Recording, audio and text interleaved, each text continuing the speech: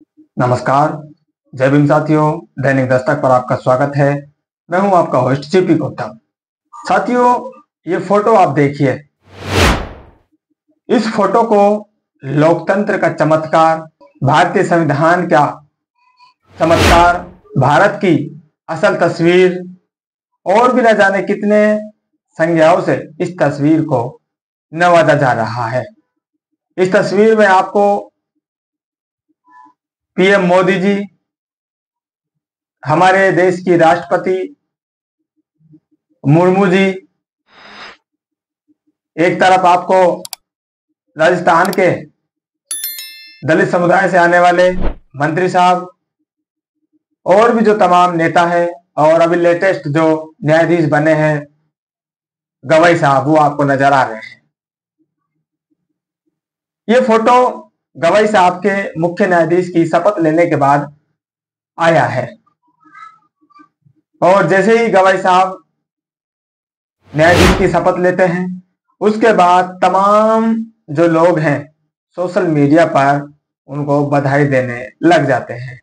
वो देश के बताए जा रहे हैं कि दूसरे दलित CJI, chief justice of India बने हैं।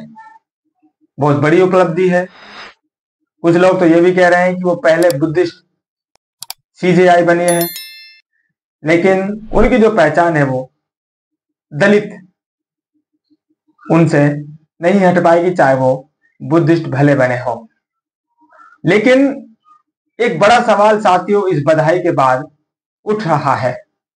इस सवाल को उठाने में मैं भी साथियों शामिल रहा हूं कि जिस व्यक्ति का विरोध आपने सड़कों पर उतरकर किया, पूरे देश में उस व्यक्ति के फैसले के खिलाफ माहौल रहा, विरोध प्रदर्शन हुए।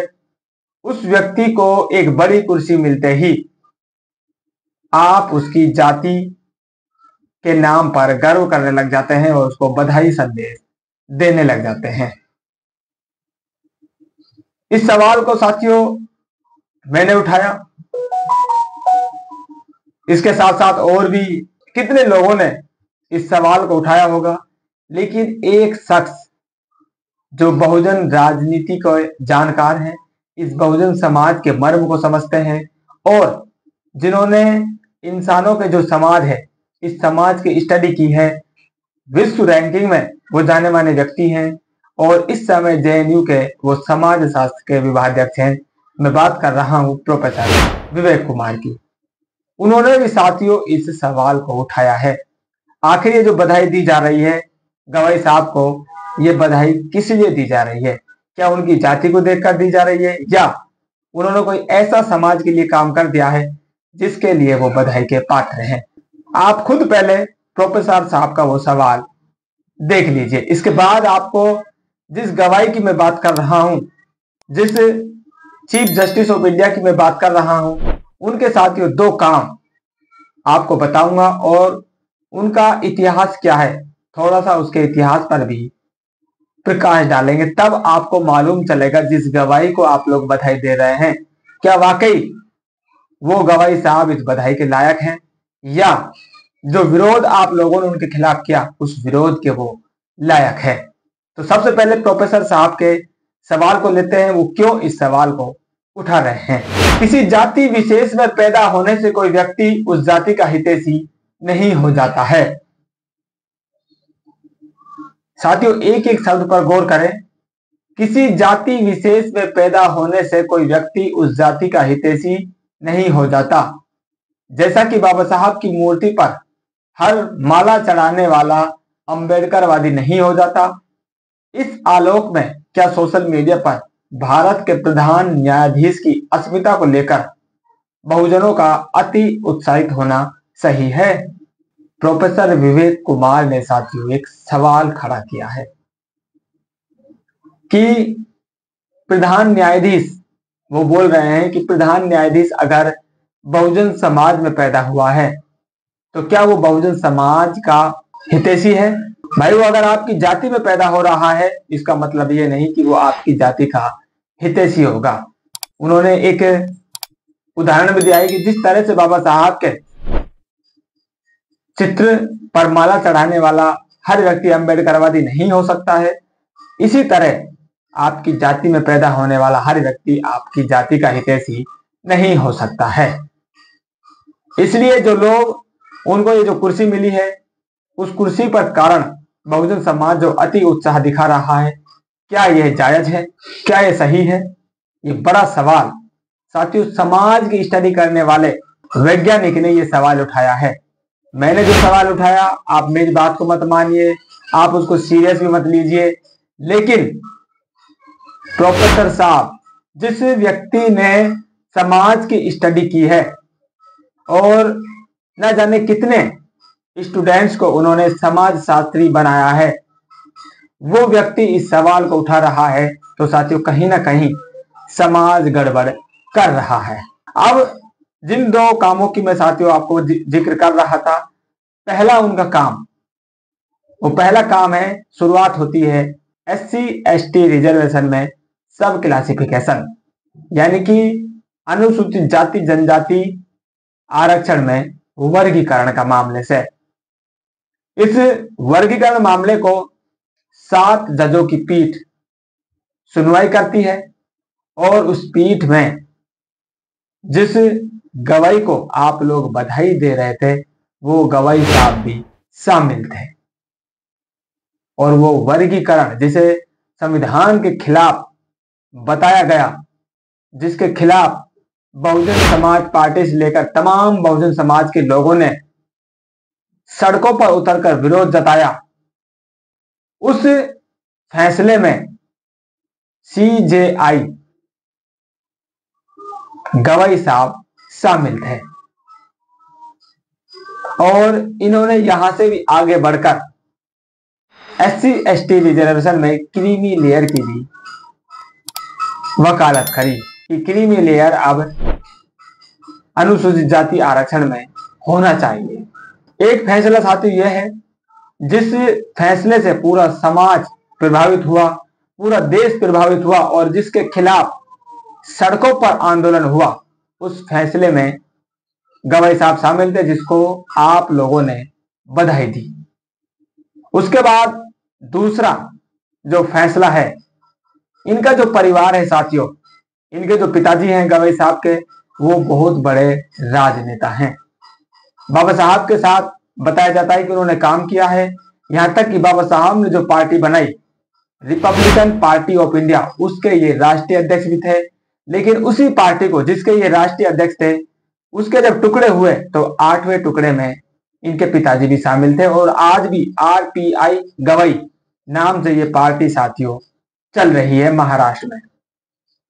और गवाही साहब जो अध्यक्ष बने हैं, इनके जो बड़े भाई हैं वो वर्तमान में उसके राष्ट्रीय अध्यक्ष हैं।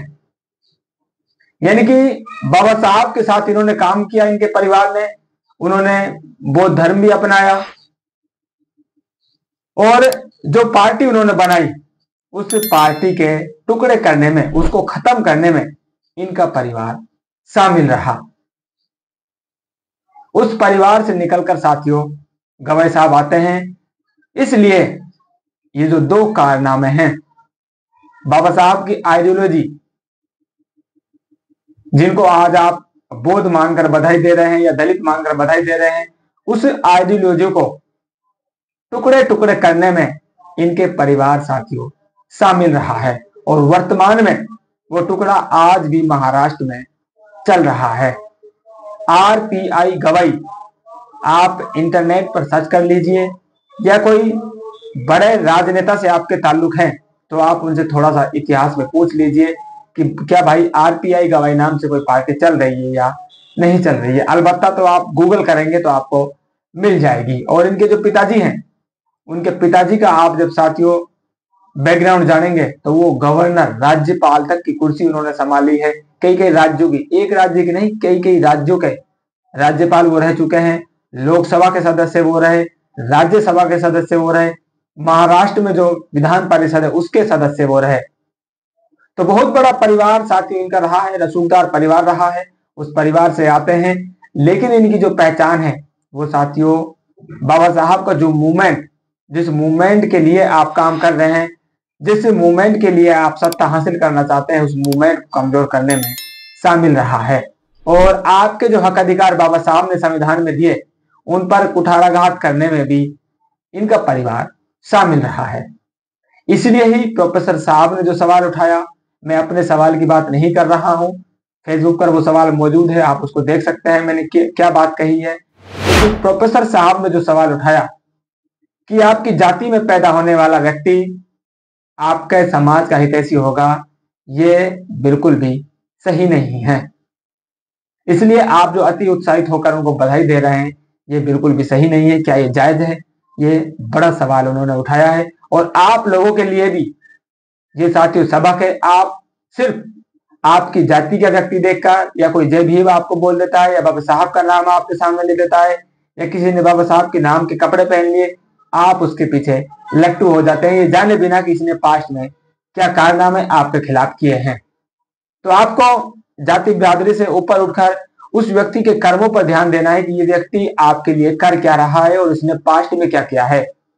आपको भविष्य बाद में देखना है, पहले आपको पीछे उसने जो कारनामे किए हैं, जो कर्म वो करके आ रहा है और वर्तमान में आज आपके सामने मौजूद है, उससे पिछले कर्मों के आधार पर आपको उसका भविष्य देख लेना है। तब जाकर आपको उसके पीछे लगना है या उसके साथ होना है या उसकी मदद करनी है या उसके जय जयकार करनी है, उसको बधाई देनी है या उसको जो भी आप करना चाहे, जो फैसला आप लेना चाहे तब लें, लेकिन उसके पिछले कर्म थोड़ा सा आप जान लें, इस व्यक्ति ने पास्ट में आपके साथ क्या किया है।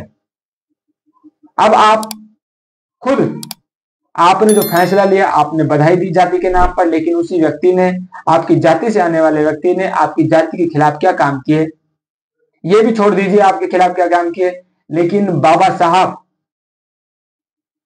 बहुजनों के मसीहा, इस देश के निर्माण कर्ता, संविधान के निर्माता, विश्व विभूति, सिंबल ऑफ नॉलेज, उनका जो मूवमेंट इस देश में चल रहा है, उस मूवमेंट से भी गद्दारी करने का आरोप इस परिवार पर लगता है। उस व्यक्ति को आप बधाई दे रहे थे। अब आपको विचार करना है, आप किस व्यक्ति को बधाई दे रहे थे। क्या बधाई देने का आपका फैसला सही था या आपको पुनर्विचार करने की आवश्यकता है?